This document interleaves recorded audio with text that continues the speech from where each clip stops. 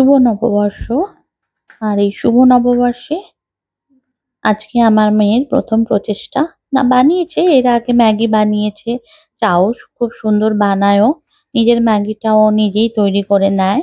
তো বললো আজকে আমি লুচি তরকারি বানানো শিখবো। তো শুরু হলো তারই প্রচেষ্টা আর কি। তো আলুটাও ভালোই কেটেছে আস্তে আস্তে ছোট ছোট করে, যেমন বলে দিয়েছিলাম। আর এই যেমন যেমন বলছি ঠিক তেমন তেমন ভাবেই তরকারিটা বানাচ্ছে। তো ওর এই প্রচেষ্টাকে সত্যি সাধুবাদ না জানিয়ে পারছি না। ওর রান্নায় একটু আগ্রহ আছে, আর অনেক কিছুই এভাবেও শিখতেও পারবে, কারণ রান্নায় একটু আগ্রহ না থাকলে কিন্তু রান্না শেখা যায় না। তো আলুটাকে ছাড়ছে, দেখুন ভয়ও পাচ্ছে একটু, কারণ যদি তেল ছিটকে যায় যেমন আমাদের হতো আর কি ছোটবেলায়। তো আলুর মধ্যে নুন দিয়েছে, এখন আস্তে আস্তে ছোট্ট ছোট্ট হাত দিয়ে নাড়ছে আর কি। তো এবার ময়দাটা মাখবে। প্রথমেই তো জল দেওয়ার পর ইসিস করছিল, যেহেতু হাতে পুরো ময়দাটা লেগে গেছে আর কি।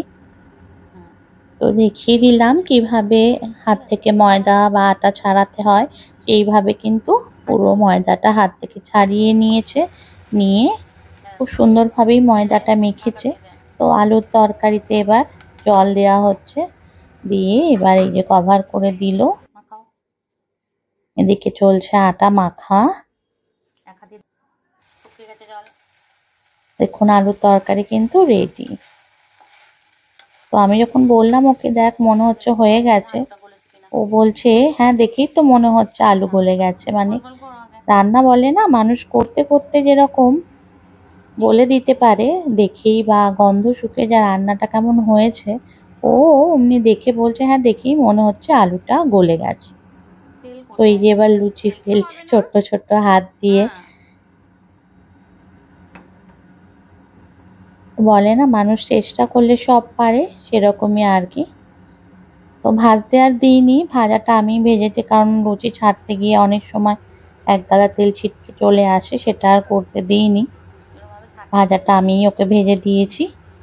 তো আজকে পয়লা বৈশাখের দিনটা আমাদের কাটলো মেয়ের হাতের লুচি আর সাদা আলুর তরকারি খেয়ে। তো এই হচ্ছে লুচি, সাদা আলুর তরকারি, আর সঙ্গে আছে রসগোল্লা।